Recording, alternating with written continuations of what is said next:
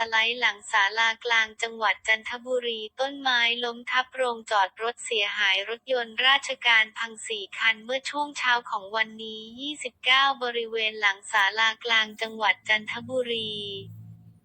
ได้เกิดเหตุต้นไม้ขนาดใหญ่ล้มทับใส่โรงจอดรถของสำนักงานจังหวัดจันทบุรี มีรถยนต์ที่จอดไว้ได้รับความเสียหาย4 คันโรงจอดรถพังทั้งหลังแต่ไม่มีใครได้รับบาดเจ็บ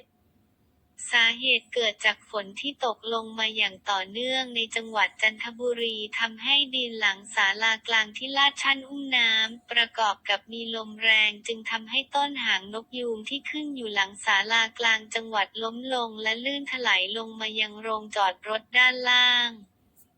มีรถยนต์ของสำนักงานจังหวัดจันทบุรีได้รับความเสียหายรวม4 คันเป็นรถยนต์ตู้2 คันและรถกระบะ4 ประตู2 คันซึ่งทั้งหมดเป็นรถยนต์เช่าของทางราชการ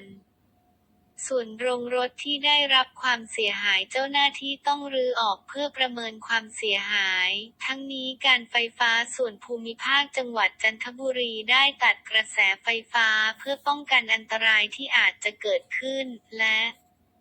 เจ้าหน้าที่ของเทศบาลเมืองจันทบุรีได้ช่วยกันตัดและขนย้ายต้นไม้ที่ล้มลงมารวมทั้งปรับพื้นที่ด้านหลังที่สุ่มเสี่ยงจะเกิดเหตุการณ์ซับซ้อนเพื่อป้องกันอันตรายแก่ประชาชนที่จะมาติดต่อราชการ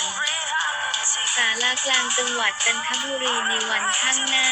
ขณะเดียวกันสำนักงานอุตุนิยมวิทยาและปภ.จังหวัดได้แจ้งเตือนเกษตรกรชาวสวนผลไม้